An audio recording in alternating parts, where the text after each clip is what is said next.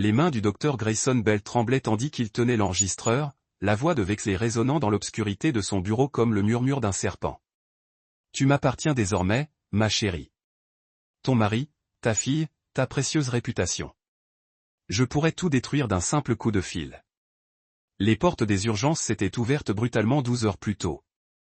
Un autre cas cardiaque exigeait son attention. Un garçon de 7 ans dont le cœur s'était arrêté pendant un entraînement de football. Alors que Grayson se précipitait vers le service de traumatologie, son téléphone vibra. « Ne m'attends pas. Le gala de charité se fait tard. » Embrasse Ila pour lui souhaiter bonne nuit. Pour la 3e fois cette semaine, Savannah avait manqué l'heure du coucher avec leur fille de 8 ans. « Que avons-nous » avait-il aboyé après l'infirmière enfilant des gants propres. Arrêt cardiaque sur le terrain. Père pratiquait la réanimation cardio-pulmonaire jusqu'à l'arrivée des secours, stabilisé, mais nécessitant une intervention chirurgicale. 4 heures plus tard, il en ressortait épuisé mais triomphant. Le garçon vivrait. C'est pourquoi il était devenu chirurgien cardiaque pédiatrique pour soigner les cœurs brisés, au sens propre comme au sens figuré. En rentrant chez lui, il avait traversé les banlieues aisées de Boston, passant devant des pelouses impeccables et des demeures coloniales. Il avait remarqué l'absence de la Mercedes de Savannah dans leur allée de Brooklyn. La babysitter, Jessica, l'avait accueillie à la porte. Elle dormait depuis 9 heures. Elle avait eu de la fièvre plus tôt, mais elle est tombée vers l'heure du dîner. Fièvre ? Pourquoi personne ne l'avait appelée ? Dans son bureau, à se servir du bourbon, il avait ouvert son ordinateur portable pour consulter ses notes chirurgicales, mais son esprit ne cessait de dériver vers les absences croissantes de Savannah, ses appels téléphoniques secrets, les cadeaux mystérieux qui apparaissaient chez eux. En montant l'escalier pour voir comment allait Ila, il avait remarqué la porte de sa chambre, un bocal, du matériel d'art éparpillé sur son bureau, des crayons de couleur et des carnets de croquis entourant la maison de poupées élaborée apparue le mois dernier. Un dessin en particulier avait attiré son attention, leur famille dessinée au crayon, mais avec un 4e personnage plus grand que lui à côté d'une voiture blanche. C'est l'ami de maman qui m'a apporté la maison de poupées. Léla me l'avait expliqué des semaines auparavant. La maison victorienne avec ses meubles miniatures. La carte de l'oncle Léon. J'ai hâte de te revoir. Il fixait maintenant le dessin dans la faible lumière du couloir. Un frisson lui monta au ventre. Les communications de Savannah s'étaient raréfiées. Les réponses tardaient à arriver quand il l'appelait ce soir-là. Messagerie vocale. Salut, vous êtes bien Savannah Bell. Je suis probablement à une collecte de fonds pour des enfants malades. L'enregistrement joyeux se moquait de lui. Elle était rentrée après 1 heure du matin, ses talons claquant contre marbre. Lorsqu'elle se glissa dans son lit, il perçut une eau de Cologne inconnue mêlée à son parfum. « Comment s'est passée l'opération » murmura-t-elle. « Réussi. Une enfant de 7 ans en arrêt cardiaque. C'est merveilleux. Désolé d'avoir encore raté le dîner. » Le gala se prolongea, récolta plus de $200 000 pour l'aile des enfants, mais sa voix avait quelque chose de creux, comme si elle lisait des lignes apprises par cœur. Le matin apporta une autre absence. Un mot sur le comptoir de la cuisine. Réunion matinale avec les donateurs. Ila était assise, poussant des céréales dans son bol. « Tu as bien dormi, Bug ?» Elle hocha la tête, puis leva ses yeux sombres et perspicaces. « Papa, pourquoi maman pleurait-elle dans la voiture hier ?» Sa main se figea. « Quand l'homme à la voiture blanche m'a ramené de l'école, il parlait très fort et maman était toute rouge. » L'homme à la voiture blanche, la silhouette mystérieuse de ses dessins. De quoi parlait-il, ma puce ? Je n'entendais pas tout, mais l'homme semblait en colère. Il n'arrêtait pas de dire qu'il fallait tenir ses promesses et ne pas être stupide. Un frisson lui parcourut l'échine. Ila, est-ce que cet homme est déjà venu chez nous ? Parfois, quand on est au travail, maman dit qu'il aide à des œuvres caritatives. Elle marqua une pause. Je ne l'aime pas. Il sent bizarre et parle à maman comme s'il était en colère contre elle. Comment s'appelle-t-il ? Bug. Oncle Léon. Mais ce n'est pas vraiment mon oncle, n'est-ce pas ? Léon. La carte de la maison de poupées. Au Boston General, entre 2 interventions, il avait cherché des informations sur Léon Wexley, le célèbre chirurgien plasticien dont le nom figurait dans les revues médicales et les pages mondaines. Oh, le docteur Wexley. Nancy, du service des patients, s'est égayée. C'est un sacré charmeur, très populaire auprès des amateurs de country club. Avez-vous déjà entendu quelque chose de douteux sur son cabinet? Nancy a jeté un coup d'œil autour d'elle et s'est penchée.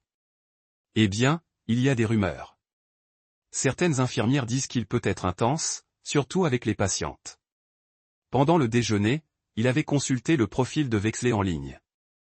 Un homme d'une quarantaine d'années aux cheveux argentés, au sourire exerçant, vendant des interventions coûteuses à des femmes peu sûres d'elles. Sa clinique s'adressait à l'élite de Boston, promettant des résultats transformateurs et une excellence discrète. Les témoignages de ses clients lui donnaient la chair de poule. Trop de femmes récemment divorcées s'extasiaient sur la façon dont le docteur Wexley leur avait redonné confiance. Son téléphone a vibré. Il travaille encore tard. N'attendez pas. L'heure de la décision. Il a appelé Marcus Webb, un détective privé spécialisé dans les enquêtes discrètes pour les professionnels de la santé. Docteur Bell, que puis-je faire pour vous? J'ai besoin d'une personne suivie discrètement et d'informations sur Léon Wexley. Personnel ou professionnel? Les deux, potentiellement. Mes honoraires sont de $500 par jour, plus les frais.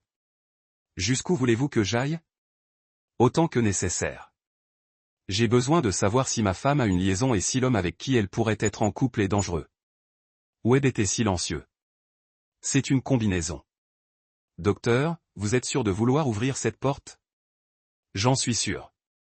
J'aurai besoin de photos et de détails. On devrait se retrouver dans un endroit discret. Un café Cambridge.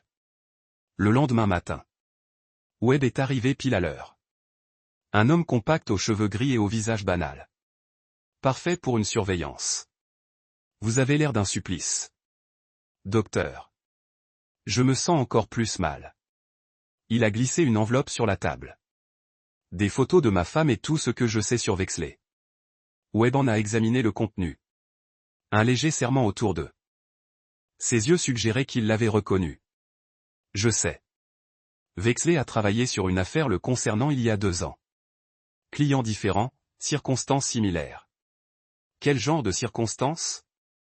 Le docteur Wexley a un schéma. Des femmes riches et séduisantes traversant des transitions émotionnelles. Il prie pour la vulnérabilité. Comment commence la consultation professionnelle pour l'intervention, une petite amélioration, puis un dîner privé pour discuter des options, des consultations privées. Avant même de s'en rendre compte, ils deviennent émotionnellement dépendants. Et puis, ils les possèdent. Photos compromettantes, conversations enregistrées, ennuis financiers. Il fait croire à ses amantes qu'elles ne peuvent pas partir sans tout perdre. Coup dur. Le mari a découvert que l'affaire précédente menaçait de dénoncer Wexley. Wexley a riposté en envoyant les photos préopératoires de sa femme à tous ses proches.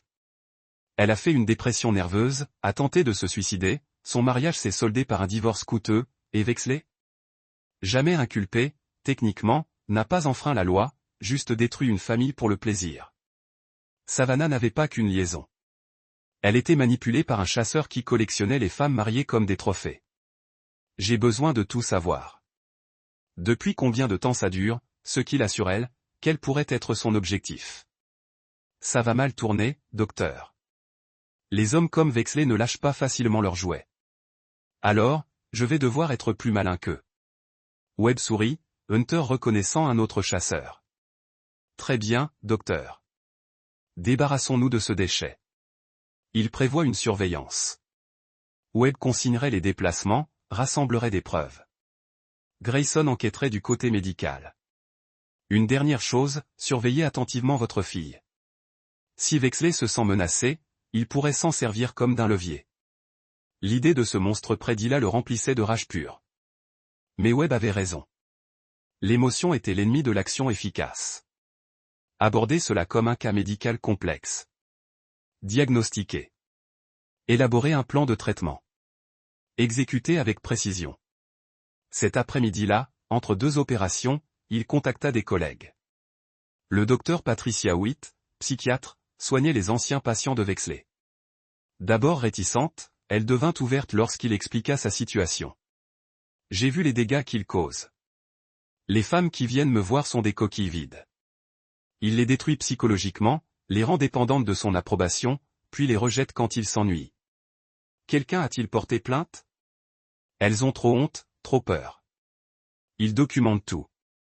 Photos, vidéos, confessions personnelles, menaces de dénonciation les contraignent au silence. Ce soir-là, allant chercher il à lui-même, il chercha des informations sur des visiteurs inhabituels. Madame Rodriguez dit, « Je deviens vraiment douée en dessin. Elle veut participer à un concours avec mon dessin. » Quel dessin? Celui avec notre famille. Mais je pourrais le changer. Comment? Un moment de silence, à regarder par la fenêtre. Peut-être que je vais éliminer l'homme effrayant avec la voiture blanche. Il n'a pas vraiment sa place dans notre famille, n'est-ce pas? L'instinct de sa fille de 8 ans est plus aiguisé que le sien. Non, ma chérie. Il n'a pas sa place. À la maison, il aidait aux devoirs tout en surveillant le retour de Savannah. Elle avait envoyé un SMS pour annoncer une réunion caritative tardive, mais la surveillance préliminaire de Webb suggérait qu'elle était à la clinique de Vexley, située dans le Penthouse. 21h. Le téléphone a sonné. La voix de Webb, serrée par l'urgence. « Vous devez voir ça, docteur. Retrouvez-moi au bureau. » « Qu'avez-vous trouvé? » « Venez me voir. Amenez quelqu'un pour surveiller votre fille. Ça va prendre du temps. » J'ai appelé Jessica. Je suis allé au bureau entrepôt reconverti de Webb. Il attendait avec son ordinateur portable rempli de photos et de notes. Votre femme voit Vexley depuis 6 mois. Ça commence innocemment. Consultation pour une intervention mineure. Mais regardez ça. Des photos de surveillance de Savannah entrant et sortant du Penthouse de Bexley. Son langage corporel est passé de la confiance professionnelle à une attitude craintive. Elle lui verse d'importants retraits d'espèces sur votre compte joint, toujours en dessous du seuil de déclaration, mais les interventions qu'il est censé effectuer ne correspondent pas au montant payé. Que voulez-vous dire? Elle a payé $50 000 pour une consultation et une intervention mineure, mais les dossiers médicaux ne montrent aucune intervention réelle. Alors, à quoi sert cet argent? Silence, obéissance, quel jeu malsain il joue. Plus de photos. Savannah quitte l'immeuble de Vexley, échevelée, bouleversée. Sur une image, elle pleure clairement tandis que Vexley regarde par la fenêtre avec amusement. Et ce n'est pas tout. J'ai réussi à placer un micro dans le parking de l'immeuble. J'ai eu un son intéressant. Il passa un enregistrement qui fit serrer les poings de Grayson. La voix cultivée de Vexley, douce comme la soie. Tu m'appartiens maintenant, chérie. N'oublie pas ça. Ton mari, ta fille, ta précieuse réputation, je pourrais tout détruire d'un seul coup de fil. Alors quand je te dis de venir me voir, tu viens. Quand je te dis d'apporter de l'argent, tu l'apportes. Quand je te dis de te taire, tu te tais. La réponse à peine audible de Savannah. S'il te plaît, Léon, j'ai fait tout ce que tu m'as demandé. S'il te plaît, ne fais pas de mal à ma famille. Alors ne me donne aucune raison de le faire. L'enregistrement prit fin. Ils restèrent assis en silence, digérant ce qu'ils avaient entendu. Sa femme n'avait pas seulement une liaison. Elle était victime de chantage, terrorisée, systématiquement détruite par un homme qui considérait les êtres humains comme des objets de divertissement. Depuis combien de temps cela dure-t-il? D'après les relevés financiers et les méthodes de surveillance. Au moins 6 mois, probablement plus. Il la saignait lentement, psychologiquement et financièrement. Compte joint, accusation mystérieuse qu'il avait remarquée mais rejetée. Les dons caritatifs sont excessifs, même pour les collectes de fonds de Savannah. Des cadeaux coûteux apparaissent sans source claire. Qu'a-t-il sur elle? Webb a ouvert un autre dossier. C'est là que les choses se gâtent. Je pense qu'il a tout documenté. Enregistrement de séances, photos. Du matériel de chantage classique. Des séances. Cet homme est un chasseur, Doc. Il ne se contente pas de manipuler émotionnellement. Il documente leur humiliation pour un futur levier. Une impression froide et aiguë se cristallisa en lui. Ce n'était pas seulement une infidélité. C'était un chasseur systématique qui ciblait sa famille, corrompait sa femme, mettait potentiellement sa fille en danger. Je veux le détruire. Webb le regarda avec approbation. Maintenant, tu as les idées claires, mais... Nous devons être intelligents. Bexley a détruit d'autres hommes qui ont tenté de le faire tomber directement. Que proposes-tu? Monter un dossier. Tout documenté. Délits financiers, faute professionnelle, peut-être coercition criminelle. Puis le frapper de tous ses coups à la fois. Destruction professionnelle, juridique et sociale. Le chirurgien en lui appréciait l'approche méthodique. Vous n'avez pas coupé au hasard. Vous avez identifié le problème, planifié la procédure, et exécuté avec précision.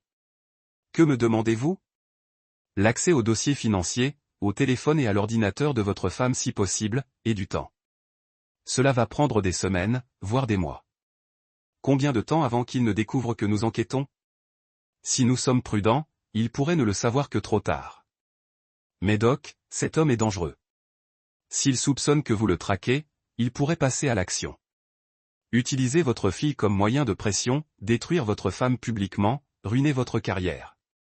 Les dessins de Léla, ses propos sur l'homme effrayant qui a apporté des cadeaux et fait pleurer sa mère. Il a déjà impliqué ma fille. C'était son erreur. Souvenez-vous simplement que le but est de le faire tomber définitivement, pas de lui donner une excuse pour nuire à votre famille en premier. Les 3 semaines suivantes se sont écoulées dans une danse de tromperie soigneusement orchestrée. Le jour, il maintenait une façade d'opération chirurgicale normale, jouant le rôle d'un mari dévoué mais inconscient. La nuit, il travaillait sur le site web pour monter un dossier contre Vexley. La situation financière s'est éclaircie. Savannah avait détourné près $250 000 de leur compte en 6 mois, utilisant un réseau complexe de dons caritatifs et de frais médicaux pour dissimuler des transferts. Cependant, la comptabilité judiciaire du site web a révélé la vérité. La plupart de l'argent finissait sur des comptes offshore contrôlés par des sociétés écrans enregistrées sous les pseudonymes de Vexley. Le schéma d'extorsion classique, expliquait le site web, commence par de petits montants, des demandes d'intervention ou d'investissement, puis augmente progressivement les demandes tout en fournissant une justification psychologique. La surveillance audio a fourni des preuves supplémentaires. La voix de Vexley, enregistrée grâce à des dispositifs stratégiquement placés, a révélé un homme qui considérait la manipulation psychologique comme une forme d'art. Tu dramatises, chérie. Je ne détruis pas ton mariage. Je t'aide simplement à comprendre tes priorités. Ton mari est chirurgien, pas télépathe. Si tu ne lui parles pas de notre arrangement, comment pourrait-il en souffrir? Ce n'est pas un arrangement. C'est de l'extorsion. Des mots s'il est.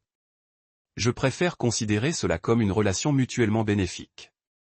Vous bénéficiez de ma discrétion et de mes services professionnels. Je suis rémunéré pour mon temps et mon expertise. Vous êtes malade. Je suis pragmatique. Et vous allez m'apporter $50 000 supplémentaires la semaine prochaine, où votre mari recevra des photos très intéressantes ainsi que des factures détaillées pour des services qu'il n'a jamais autorisés. Mais ce sont les preuves vidéo qui l'ont poussé à bout. Webb avait accédé aux images de sécurité du parking de l'immeuble de Vexley. Des clips montraient Savannah entrant et sortant à différentes heures, l'air de plus en plus abattu à chaque visite. Mais une vidéo en particulier, datant de 3 jours plus tôt, montrait quelque chose qui le rendit rouge de rage. Il était avec elle, sa fille de 8 ans marchant aux côtés de sa mère vers l'ascenseur privé de Vexley, tenant la main d'une femme systématiquement massacrée par Hunter. L'horodatage indiquait qu'ils étaient dans l'immeuble depuis plus de 2 heures. Il intensifie, dit Webb d'un ton sombre. Impliquer votre fille est un jeu de pouvoir. Il montre à votre femme qu'il peut toucher à n'importe quel aspect de sa vie quand il le souhaite. Ce monstre a eu mon enfant en sa présence pendant 2 heures. Doc, je sais que vous êtes en colère, mais en colère. Il se tourna vers Webb, et ce que Webb vit le fit reculer. La colère est un mot qui ne décrit pas ce que je ressens en ce moment. Au-delà de la colère, il était dans cet état d'esprit froid et cristallin qui accompagne la plupart des opérations complexes. Ses émotions étaient enfermées, toutes ses facultés concentrées sur la tâche à accomplir. Vexley avait franchi la ligne infranchissable. Il avait entraîné sa fille dans des jeux malsains, et cela signifiait qu'il devait être arrêté définitivement. On accélère le calendrier. Comment ça? Combien de temps pour finir de rassembler des preuves? Webb consulta ses notes. Encore 1 semaine, peut-être 2, pour que tout soit à l'abri. Trop long. Il intensifie ses attaques, ce qui signifie que Léla est en danger croissant. On passe à l'action, Doc. Si on va trop vite, si on va trop lentement, ce monstre aura une nouvelle occasion de traumatiser ma fille. Je ne laisserai pas cela arriver. Cette nuit-là, il prit une décision qui le hantera toute sa vie. Il installa un micro dans le téléphone de Savannah. Une violation de confiance qui lui semblait empoisonnée, mais nécessaire pour protéger sa famille. Conversation enregistrée au cours des 48 heures suivantes. Image dépeinte d'une femme systématiquement brisée par un maître manipulateur. Vexley l'appelait 2 fois par jour, parfois juste pour lui rappeler son pouvoir. Sa voix exprimait la confiance sereine d'un homme qui avait perfectionné la torture psychologique. « As-tu déjà parlé de notre petit arrangement à ton mari ? Tu sais que je ne peux pas faire ça. » Ne peut pas ou ne veut pas ? Il y a une différence, chérie. L'un suggère l'impossibilité, l'autre le choix. Il me quittera. Prends-les là. Je perdrai tout. Seulement si tu compliques les choses. Je t'ai dit qu'il y avait une solution simple. Ton mari est un homme riche avec une excellente assurance. Les accidents arrivent surtout aux chirurgiens qui travaillent de si longues heures. L'implication l'a frappé comme un coup dur. Il ne faisait pas que faire chanter sa femme. Il suggérait qu'elle avait arrangé quelque chose pour qu'il lui arrive quelque chose. Je ne ferai pas de mal à Grayson, murmura Savannah. Alors tu continueras à payer et tu amèneras Ila plus souvent. L'enfant semble beaucoup apprécier son oncle Léon. Il avait dû quitter la pièce. La rage menaçant de submerger le contrôle soigneusement maintenu dans son bureau. Appelez Webb. Réunion d'urgence. Et maintenant, docteur, il est minuit. Il menace ma fille et suggère à ma femme d'organiser un accident. Nous n'avons plus de temps. Webb est arrivé dans l'heure. Sur le bureau, des photos, des documents financiers, des transcriptions audio et des images vidéo étaient éparpillées, dressant un tableau complet des crimes de Vexley. Ça suffit, dit Webb après avoir tout examiné. Fraude financière, extorsion, possiblement des accusations de complot. Nous pouvons le détruire légalement. La destruction légale prend du temps, des appels, des retards, des formalités. En attendant, il est libre de nuire à d'autres familles. Que suggérez-vous ? Il soutint le regard de Webb d'un air ferme. Destruction totale. Professionnelle, financière, sociale, juridique, tout à la fois. Je veux qu'il perde tout ce qui lui est cher en une seule journée. Webb sourit. Vous parlez ma langue, docteur. Mais ce type d'attaque coordonnée requiert un timing parfait et de multiples éléments mobiles. Alors, commençons. Ils ont passé le reste de la nuit à planifier l'opération Scalpel, une vaste campagne visant à exclure Vexley de la société comme une tumeur maligne. 5 éléments. Premièrement, recueillir les témoignages d'autres patients et de collègues médecins afin de constituer un dossier de faute professionnelle auprès du Conseil médical de l'État. Deuxièmement, Webb se coordonnerait avec les autorités fédérales pour enquêter sur les délits financiers et la potentielle fraude fiscale de Vexley. Troisièmement, divulguer les preuves les plus accablantes aux journalistes d'investigation des principaux médias. Quatrièmement, demander la garde d'urgence d'Ila et engager une procédure de divorce contre Savannah en utilisant les conversations enregistrées comme preuve de mise en danger. Cinquièmement, tout diffuser simultanément pour maximiser les dégâts et empêcher Vexley de contrôler le récit. La clé, c'est la coordination. Webb a souligné que si un élément était lancé avant les autres, il aurait le temps de brouiller les pistes ou de riposter. Le lendemain matin, l'opération Scalpel commença comme toutes les autres, mais il sentait l'électricité crépiter sous la surface de la routine. Il pratiqua 2 interventions chirurgicales programmées avec une précision mécanique, les mains stables malgré le tremblement de terre qu'il était sur le point de déclencher. À 11 heures, j'ai appelé Catherine Stowe, l'avocate la plus impitoyable en matière de divorce à Boston. Docteur Bell, j'ai examiné les documents que vous m'avez envoyés. C'est très long. Pouvez-vous déposer votre demande aujourd'hui ? Garde d'urgence pour mise en danger. Absolument. Mais docteur, une fois que nous aurons appuyé sur la gâchette, il n'y aura plus de retour en arrière possible. Votre femme sera humiliée publiquement. Votre vie privée deviendra un dossier judiciaire et votre fille sera prise entre 2 feux. Il repensa au dessin d'Ila, à ses questions effrayées sur un homme effrayant, à la menace de Vexley de diffuser des images d'elle en ligne. Ma fille est déjà en danger. Au moins, comme ça, je peux la protéger. J'aurai besoin de vous avant 14 heures pour signer les papiers. Nous déposerons une demande d'audience d'urgence demain matin. À midi, j'ai rencontré le docteur Patricia Witt, psychiatre qui avait suivi les anciens patients de Vexley. Elle avait accepté de témoigner sur les dommages psychologiques qu'il avait infligés aux familles. J'ai préparé un rapport complet, une documentation clinique sur ses méthodes, des études de cas d'autres patients et une évaluation professionnelle du danger qu'il représente pour votre famille. Sera-t-il suffisant pour obtenir la garde? Oui, pour des accusations criminelles, cela dépend des preuves rassemblées par votre enquêteur. Webb avait passé la matinée à coordonner ses actions avec les autorités fédérales et plusieurs journalistes. Le plan était d'une simplicité élégante. À 15 heures, tout serait déclenché simultanément. Le conseil médical de l'État recevrait des plaintes officielles appuyées par de multiples témoignages de patients. Le FBI exécuterait des mandats de perquisition dans le bureau et les dossiers financiers de Vexley. 3 grands médias publieraient des révélations détaillant ses pratiques carnivores et ils demanderaient la garde d'urgence d'Hila tout en signifiant simultanément les papiers du divorce à Savannah. L'avantage de cette attaque coordonnée était que Vexley ne pouvait ni contrôler ni contenir le récit. Le temps qu'il réalise ce qui se passait, sa vie professionnelle serait ruinée. Ses finances seraient gelées. Les crimes seraient relayés dans tous les grands médias de Nouvelle-Angleterre. À 13h30, le téléphone sonna. La voix de Savannah, à peine reconnaissable, creuse, vaincue, terrifiée. Grayson, j'ai besoin de te voir. C'est important. Je suis à l'hôpital. Ça peut attendre? Non, s'il te plaît, retrouve-moi à la maison. J'ai besoin de te dire quelque chose. Le désespoir dans sa voix lui disait que Vexley lui avait lancé son ultimatum. Elle était enfin prête à avouer. Espérant probablement négocier la clémence avant l'expiration du délai, mais trop tard pour les aveux. La machine judiciaire était déjà en marche.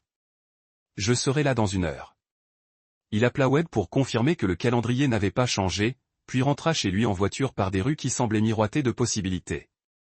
Pendant des mois, il s'était senti impuissant, victime de circonstances qu'il ne pouvait ni comprendre ni contrôler. Aujourd'hui, reprenant sa vie en main, Savannah attendait dans le salon, portant encore les vêtements qu'elle avait portés lorsqu'elle avait quitté le Penthouse de Vexley la veille. Ses mains tremblaient tandis qu'elle tentait de verser du café, la tasse cliquetant contre la soucoupe.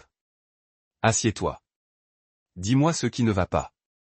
Elle s'effondra dans son fauteuil préféré, celui qu'elle avait choisi lorsqu'ils avaient acheté leur maison, à l'époque où ils étaient encore heureux. Les larmes coulaient à flot tandis qu'elle cherchait ses mots. J'ai fait quelque chose de terrible, Grayson. Quelque chose d'impardonnable. Il s'assit en face d'elle, conservant une façade d'inquiétude ignorante. Quoi que ce soit, nous pouvons y remédier ensemble. Non, nous ne pouvons pas. Pas cette fois. Elle s'essuya les yeux d'une main tremblante. Je vois quelqu'un. Un autre homme. Il laissa transparaître le choc approprié sur son visage. Voir quelqu'un, tu veux dire avoir une liaison depuis des mois. Et ce n'est pas tout. Je lui ai donné de l'argent. Notre argent. Des centaines de milliers de dollars. Savannah, je ne comprends pas. Pourquoi le ferais-tu? Parce qu'il m'a forcé.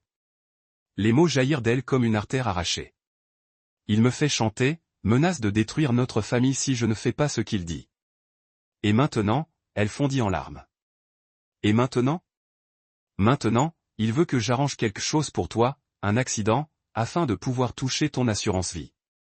Il laissa l'horreur de ses paroles l'envahir, son visage oscillant entre incrédulité, trahison et colère grandissante. Qui est cet homme? Léon Vexley. C'est un chirurgien esthétique. Je suis allé le consulter pour une intervention mineure et il m'a séduite. M'a fait me sentir belle, spéciale. Puis il a commencé à tout enregistrer, photos, vidéos, conversations. Quand j'ai essayé de rompre, il a menacé de tout envoyer à toi, à l'ordre des médecins, à tous nos contacts. Ça dure depuis combien de temps? 8 mois, peut-être plus. Je ne me souviens même plus quand j'ai commencé à avoir l'impression que c'était du chantage plutôt que de l'amour.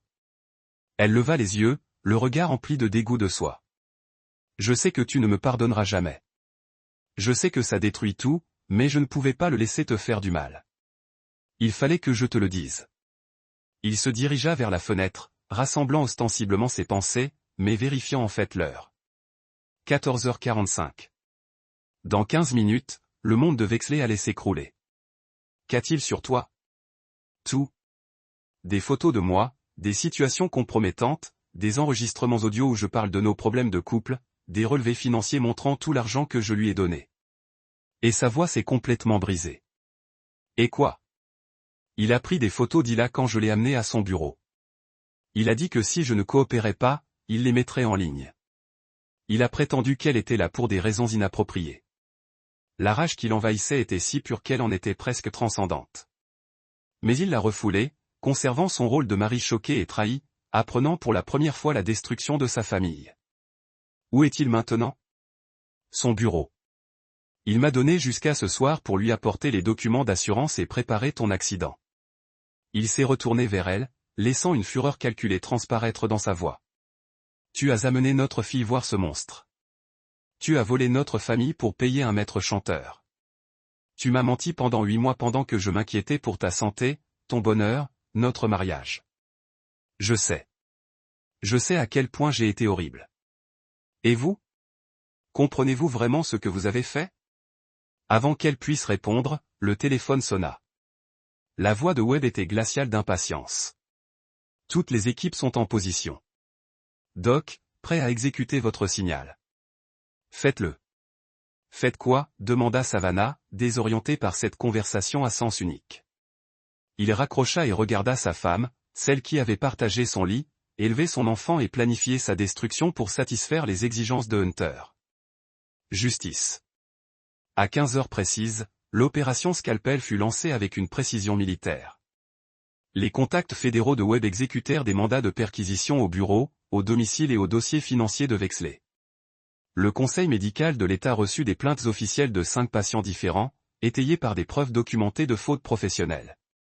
3 grands médias publièrent simultanément des dénonciations détaillant son passé de cibler des femmes vulnérables, et il signifia à Savannah les papiers du divorce tout en déposant une demande de garde d'urgence pour Hila. « Qu'est-ce que c'est » murmura-t-elle, lisant les documents juridiques avec une horreur croissante. « C'est moi qui protège notre fille des conséquences de vos choix. Grayson, s'il vous plaît. On peut arranger ça. Je témoignerai contre lui. Je ferai tout ce qu'on peut. Tu feras exactement ce que le tribunal t'ordonnera de faire. Ni plus, ni moins. » Le téléphone vibrait, avec des nouvelles du Webb. Vexley avait été arrêté à son cabinet pour fraude financière et extorsion. Son permis d'exercice médical était suspendu dans l'attente d'une enquête. Ses avoirs étaient gelés par décision fédérale. Les journaux locaux diffusaient déjà des informations de dernière minute sur le scandale des chirurgiens de la société dès le soir. Le nom de Vexley serait synonyme de manipulation carnivore et d'exploitation criminelle. « Tu as planifié ça » dit Savannah, la voix terne par la prise de conscience. « Tu savais tout. » Je me doutais. J'ai enquêté. J'ai rassemblé des preuves. Et j'ai agi pour protéger notre fille du monstre que tu as introduit dans nos vies. J'essayais de la protéger aussi. Et toi, en volant notre argent, en l'emmenant voir un chasseur manipulateur, en discutant de mes plans pour mon élimination. La combativité s'est envolée en elle comme l'air d'un poumon perforé. Tu as enregistré nos conversations. J'ai documenté une conspiration criminelle. De la même manière que je documente les procédures médicales avec soin, minutie et toute légalité. Elle le fixa comme si elle voyait un étranger. Qui êtes-vous? Ce n'est pas l'homme que j'ai épousé. L'homme que vous avez épousé était assez naïf pour vous faire une confiance aveugle. Cet homme est parti dès l'instant où vous avez mis notre fille en danger pour protéger votre vie privée. L'audience pour la garde des enfants le lendemain matin était une véritable opération chirurgicale. Précise, méthodique, dévastatrice. Catherine Stowe a présenté leurs preuves avec une efficacité clinique, tandis que l'avocat de Savannah s'efforçait de monter sa défense contre les enregistrements, les documents financiers et les témoignages psychiatriques. La juge Margaret Chen, une femme qui s'était forgé une réputation en protégeant les enfants de familles dysfonctionnelles, a écouté un enregistrement audio de Vexley menaçant de diffuser des images d'Hila en ligne. Son expression se faisait plus froide à chaque révélation. « Madame Bell, vous avez emmené votre fille de 8 ans à plusieurs réunions avec un homme qui vous faisait chanter. J'ai pensé que cela paraîtrait plus innocent si vous pensiez qu'exposer votre enfant à un chasseur manipulateur le serait. J'étais désespéré. Je n'avais pas les idées claires. » En effet, la juge Chen a examiné les notes. Vous avez également discuté des plans pour la mort de votre mari avec ce même individu. Il m'a forcé à écouter ses idées. Je n'ai jamais rien accepté. Mais vous n'avez pas signalé ces menaces à la police. J'avais peur. Il a dit qu'il détruirait notre famille si je le disais à qui que ce soit. Au lieu de cela, Vous avez participé au vol de près $250 000 sur les comptes de votre famille pour payer cet individu. L'avocat de Savannah s'est opposé à la qualification, mais les dossiers financiers parlent d'eux-mêmes. Catherine a présenté des relevés bancaires, des reçus de virements et des enregistrements audio qui dressaient un tableau complet de la fraude financière commise sur une période de 8 mois. 8 a témoigné des dommages psychologiques infligés par Vexley aux familles. Il a systématiquement isolé les victimes de leur réseau de soutien. Selon mon avis professionnel, le jugement de Madame Bell a été gravement compromis par une manipulation psychologique prolongée. Elle représente un risque pour la sécurité de sa fille, non pas par intention malveillante, mais par son incapacité avérée à protéger l'enfant des influences carnivores. À l'issue de l'audience, le juge Chen a rendu une décision rapide et complète. La garde d'urgence est accordée au Dr Bell. Madame Bell bénéficiera d'un droit de visite supervisé en attendant une évaluation psychologique et une thérapie familiale. Le tribunal estime que des preuves crédibles démontrent qu'une enfant mineure a été exposée à des situations inappropriées et potentiellement dangereuses en raison du jugement compromis de Madame Bell. Savannah s'est effondrée dans le couloir devant la salle d'audience, ses sanglots résonnant sur les murs de marbre. Il n'éprouvait aucune satisfaction face à sa destruction, seulement un soulagement profond face au chirurgien qui avait réussi à lui retirer une tumeur maligne. Papa. La voix d'Hila était faible et confuse lorsqu'il est allé la chercher à l'école cet après-midi-là. Où est maman? Maman va rester ailleurs un moment, Bug. Elle est malade et elle a besoin d'aide pour aller mieux. Est-ce à cause de Scary Man? Scary Man ne nous embêtera plus. Il est parti pour toujours. Elle hocha la tête, acceptant, comme une enfant de 8 ans, des complexités adultes qui la dépassent. Es-tu triste pour maman? Il réfléchit attentivement à la question. Était-il triste ou simplement vide? Je suis triste que maman ait fait de mauvais choix, mais je suis heureuse que tu sois saine et sauve. Moi aussi, dit-elle, avant d'ajouter avec une innocence bouleversante. On peut manger une pizza ce soir? Maman ne nous a jamais laissé pizza les soirs scolaires. Ce soir-là, il s'est assis et étudie la couverture des nouvelles de l'arrestation de Vexley. Des histoires l'ont peint en tant que chasseur qui a détruit plusieurs familles tout en renforçant la fortune sur le chantage et l'exploitation. Les anciens patients proposant des histoires similaires de manipulation et de coercition. Webb a appelé avec des mises à jour sur l'affaire pénale. Les procureurs fédéraux conviennent qu'ils peuvent faire coller des charges financières. Racket, évasion fiscale, fraude filaire. Ils regardent une séance de prison sérieuse. Qu'en est-il des autres victimes? 3 autres femmes se sont manifestées depuis que l'histoire s'est cassée. Dea pense qu'il pourrait y avoir des dizaines de personnes souffrant au fil des ans. Il a pensé à Savannah, aux autres épouses et aux mères que Vexley avait ciblées et détruites. Seront-ils en mesure de reconstruire leur vie? Certains le feront, d'autres. La voix de Webb s'est précipitée. Et votre femme? Et elle? Vous allez essayer une réconciliation? Il a examiné les papiers de divorce sur le bureau à l'ordre de garde qui lui a donné la responsabilité unique de l'élever de l'ILA.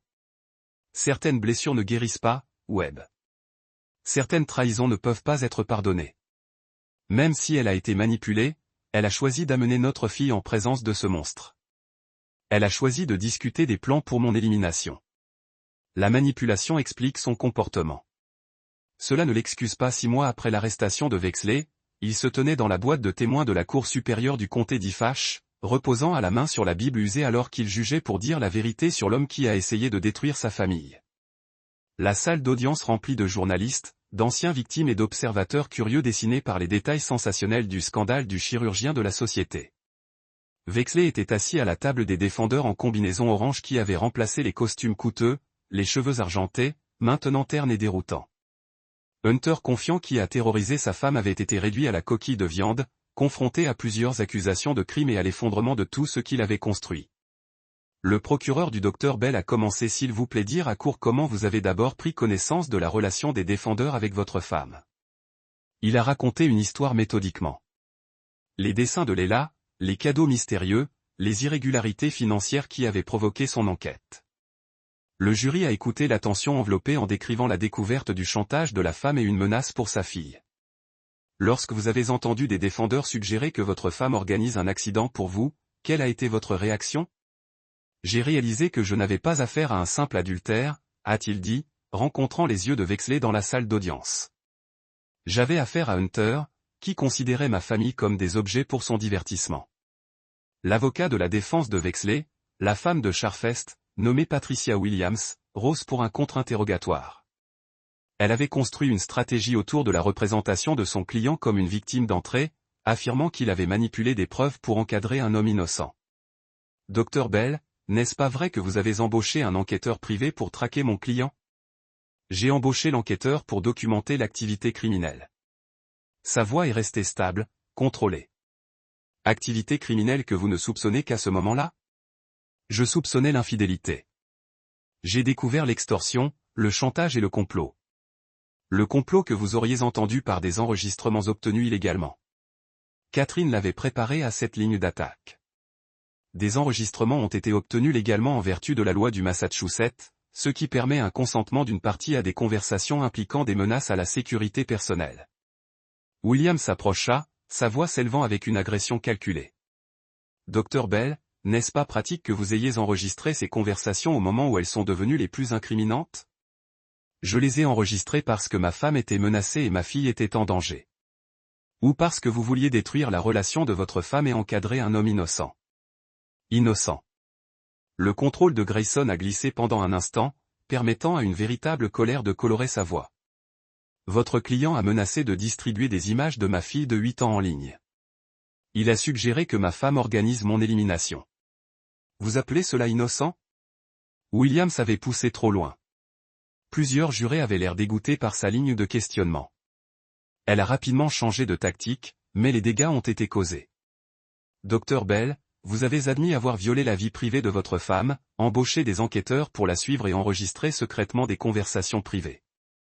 En quoi est-ce différent de ce que vous accusiez mon client de faire ma famille de ses yeux? Pour détruire l'innocent. Les preuves sont trop fortes. Au cours des 3 prochains jours, la procureure Elizabeth Santos a méthodiquement démantelé la défense de Wexley. Elle a présenté le témoignage de 7 personnes souffrant différentes, des experts financiers qui ont tracé l'opération de blanchiment d'argent et des enregistrements qui ont révélé la portée de son comportement carnivoral. Le témoignage le plus puissant est venu du docteur Sarah Martinez, psychiatre éminent qui avait été l'une des premières victimes de Wexley. Elle a décrit comment il l'avait progressivement isolée du mari et des enfants, en utilisant des photos compromettantes et des preuves fabriquées pour maintenir le contrôle. Il m'a fait sentir que j'allais fou, a-t-elle dit, la voix se brisant en agrippant le stand du témoin. Chaque fois que j'essayais de résister, il me montrait de nouvelles preuves de ma trahison de ma famille, des photos qu'il avait prises sans consentement, des conversations qu'il avait enregistrées, des dossiers médicaux qu'il avait fabriqués. À la fin, je croyais que je méritais tout ce qu'il m'a fait. Ses mains tremblaient en continuant, des larmes coulant sur son visage.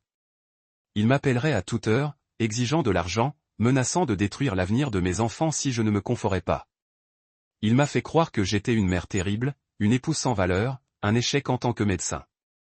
Combien d'argent avez-vous donné aux défendeurs au cours de votre relation? Près de 300 000 $. Les fonds collégiaux de mes enfants, mes économies de retraite, l'argent que j'ai emprunté contre la maison. Lorsque cela s'est épuisé, elle s'arrêta, rassemblant de la force pendant que la salle d'audience retenait son souffle. Quand cela s'est épuisé, que s'est-il passé? Il a suggéré de souscrire une police d'assurance vie sur mon mari.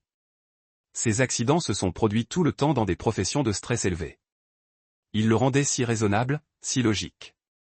C'est là que j'ai su que j'avais complètement perdu la tête. Murmure accourut dans la salle d'audience. Plusieurs jurés avaient l'air physiquement malades. Avez-vous respecté cette suggestion? J'ai essayé, mais mon mari a remarqué des documents et a commencé à poser des questions. C'est à ce moment-là que le docteur Wexley a décidé que j'avais plus de problèmes que je ne valais. Qu'a-t-il fait? Il a envoyé toutes les photos et enregistrés compromis à mon mari, mes collègues, les écoles de mes enfants.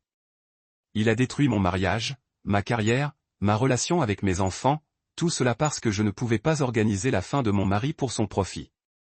Le mariage du docteur Martinez s'était terminé par un divorce amer. Elle avait perdu une licence médicale, sa maison et la garde de ses enfants. La femme qui a pris position était l'ombre du psychiatre Prosper. Wexley avait initialement ciblé, mais elle avait survécu et elle avait trouvé du courage de témoigner contre l'homme qui a détruit sa vie. La phase de preuve s'est terminée par le témoignage du web sur l'enquête. Il a parcouru le jury à travers des images de surveillance, une analyse financière et un fonctionnement coordonné qui avait fait tomber Wexley. À votre avis professionnel, combien de personnes atteintes estimez-vous que le défendeur a affirmé au cours de sa carrière? Sur la base des dossiers financiers et des témoignages, au moins 20 femmes au cours de la dernière décennie, peut-être plus qui ne se sont pas manifestées. Et les dommages financiers totaux, de manière conservatrice, 6 à 8 millions de personnes volées aux familles par l'extorsion et le chantage.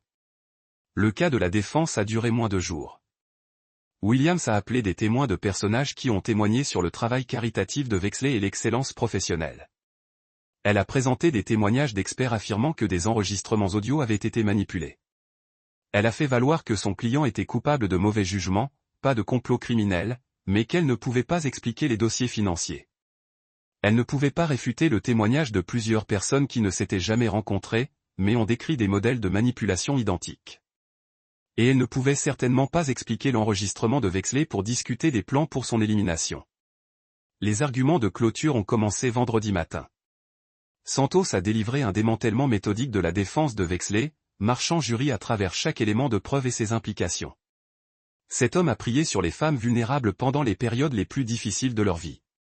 Il a exploité leur douleur à but lucratif, puis les a jetés lorsqu'ils avaient servi ses objectifs. Il a menacé les enfants de maintenir le contrôle de leur mère. Il a suggéré d'organiser des éliminations de maris innocents pour accéder à l'argent de l'assurance vie. Ce n'est pas un cas sur un mauvais jugement ou une faute professionnelle. C'est un cas à propos de Hunter qui a détruit les familles pour le sport. La fermeture de Williams s'est concentrée sur le doute et la possibilité raisonnable qu'il ait orchestré un travail de cadre élaboré, mais ses arguments se sont sentis désespérés, construits sur la spéculation plutôt que sur des preuves. Le jury a délibéré pendant 6 heures. À leur retour, contremaître, homme d'âge moyen aux yeux aimables et aux mains insensibles, se tenait pour rendre verdict. En accusation de racket et au premier degré, nous jugeons le défendeur coupable. En accusation d'extorsion au premier degré, nous jugeons le défendeur coupable. En accusation de blanchiment d'argent au premier degré, nous jugeons le défendeur coupable. Des verdicts de culpabilité se sont poursuivis pendant 20 minutes, couvrant chaque accusation de poursuite déposée.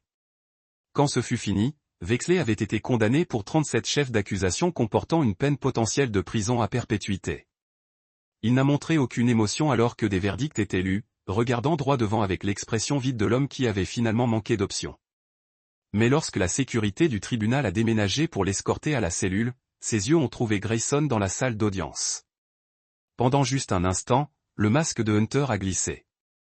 Il a vu la haine brute dans son regard, fureur de l'homme qui avait été dépassé par quelqu'un qu'il avait sous-estimé. Il a bouché quelque chose qu'il ne pouvait pas entendre, mais le message était clair. Ce n'était pas fini. Grayson a souri et a bouché un mot unique en arrière, c'est fini. L'audience de détermination de la peine a eu lieu 3 semaines plus tard. La juge Patricia Romano, femme sévère ayant 30 ans d'expérience, manipulant des criminels violents, a écouté les déclarations d'impact des personnes atteintes pendant 2 heures avant de s'adresser directement à Vexley. Dr Vexley, vous avez utilisé votre position de confiance et d'autorité pour exploiter systématiquement les femmes vulnérables. Vous avez prié sur leurs insécurités, manipulé leurs émotions et détruit leur famille à des fins financières. Vous avez menacé les enfants et suggéré l'élimination des conjoints innocents. En 30 ans sur ce banc, j'ai rarement rencontré une telle cruauté calculée. Elle l'a condamné à 45 ans de prison d'État sans possibilité de libération conditionnelle, effectivement condamné à perpétuité pour l'homme dans la cinquantaine. Alors que Vexley était emmené dans des chaînes, Grayson a ressenti un sentiment de fermeture profond. Hunter, qui a menacé sa famille, était parti pour toujours. La justice avait été rendue avec une précision chirurgicale, mais sa guérison personnelle était loin d'être complète. Savannah avait subi une thérapie intensive pendant le procès, en travaillant avec le Dr Witt pour lutter contre les traumatismes psychologiques que Vexley avait infligés. Une femme qui a émergé de 6 mois de traitement était différente de celle qui avait avoué ses péchés dans leur salon. Plus fort à certains égards, mais marquée en permanence par l'expérience. Ils se sont rencontrés pour un café jeudi après-midi, 2 semaines après la condamnation de Vexley. Elle avait l'air en meilleure santé qu'elle ne l'avait fait depuis des années, ayant pris du poids qu'elle avait perdu pendant l'épreuve. Mais il y avait de la fragilité à elle qui n'avait pas existé auparavant, comme si elle pouvait se briser si elle était gérée trop grossièrement. « Comment va Yella » demanda-t-elle en remuant du latte avec de l'énergie nerveuse. « Elle va bien. La thérapie a aidé. Elle pose toujours des questions sur vous. »« Je sais, docteur. 8 dit que les visites supervisées se déroulent bien. Ils sont. Mais Liela a besoin de stabilité plus qu'elle n'a besoin d'accès à l'un de nous. L'arrangement de garde de la cour la protège contre les traumatismes supplémentaires. Savannah hocha la tête, acceptant un message implicite que leur famille ne serait plus jamais entière. Je veux que vous sachiez que je comprends pourquoi vous avez fait ce que vous avez fait. Enquête, enregistrement, coordination avec les autorités fédérales. Vous protégiez notre fille. Je vous protégeais tous les deux. Vous ne pouviez tout simplement pas le voir à temps. Je sais. Et je suis reconnaissant même si cela a détruit notre mariage. Ils se sont assis en silence pendant un certain temps. Deux personnes qui avaient partagé 12 ans de leur vie, mais qui n'avaient plus un avenir commun. L'amour qui avait construit leur famille était toujours là, enterré sous des couches de trahison et de choix nécessaires, mais il ne suffisait plus de combler l'écart entre eux. Pensez-vous que vous me pardonnerez jamais? Il a examiné attentivement la question. Je vous ai déjà pardonné une affaire, un vol financier, même pour avoir discuté des plans pour mon élimination. Vous étiez manipulé par Master Hunter. Mais je ne peux pas vous pardonner d'avoir mis Liela en sa présence, d'avoir exposé notre fille à Monster parce que vous aviez trop honte de demander de l'aide. Des larmes coulaient sur ses joues, mais elle n'a pas discuté. Je sais. Je vis avec ces connaissances chaque jour. Bon. Cette honte est la garantie que j'ai que vous ne ferez plus jamais un tel choix. Ils se sont séparés sans toucher. Deux étrangers qui étaient autrefois tout l'un à l'autre. Le divorce serait finalisé dans le mois, mettant fin à leur mariage avec la même précision clinique qu'il a mis en chirurgie. Ce soir-là, il a glissé Liela dans son lit et a lu son histoire préférée sur la courageuse princesse qui s'est sauvée. Quand il a fini, elle leva les yeux avec ses sages yeux de 8 ans. « Papa, tu me manques parfois maman? Êtes-vous? La vieille maman me manque. » Avant de devenir malade et de commencer à faire de mauvais choix. La vieille maman vous manque aussi, Bug. C'est pourquoi elle travaille si dur pour s'améliorer. Va-t-elle jamais rentrer à la maison? Il a choisi soigneusement les mots. Maman vit ailleurs maintenant, mais elle sera toujours votre mère, et elle vous aimera toujours. Liela hocha la tête avec acceptation que les enfants montrent vers les complexités des adultes qu'ils ne peuvent pas comprendre pleinement. Voulez-vous toujours m'aimer, papa? Pour toujours et toujours, petit Bug. Rien ne changera jamais cela. Après s'être endormi, il s'est assis et a étudié une lettre ouverte qui était arrivée ce matin-là.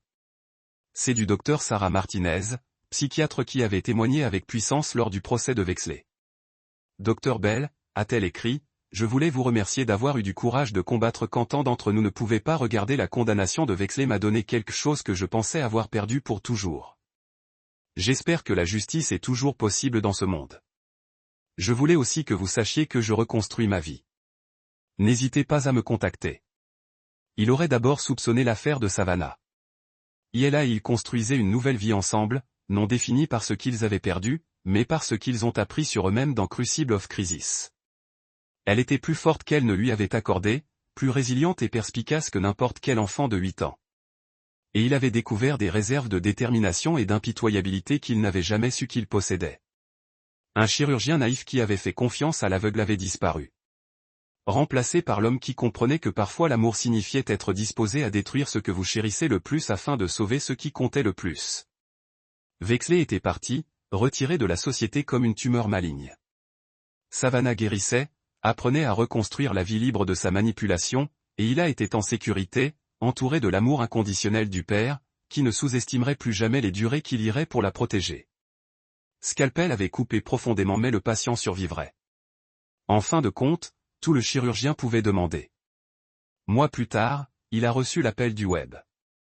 Wexley était passé dans sa cellule dans des circonstances inexpliquées.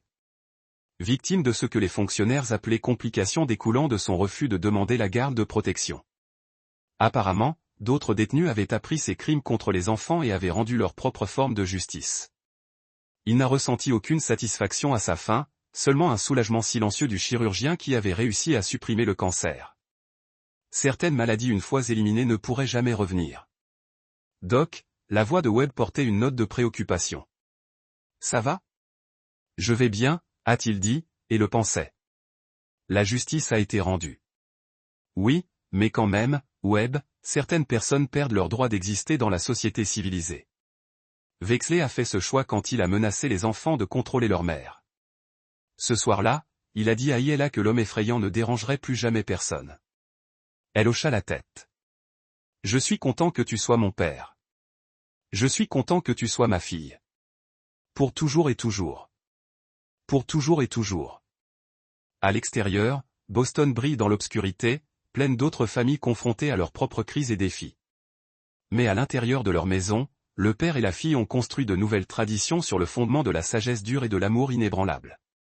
Scalpel reposait dans son cas, net et propre et prêt au cas où il serait jamais besoin de nouveau. Musique,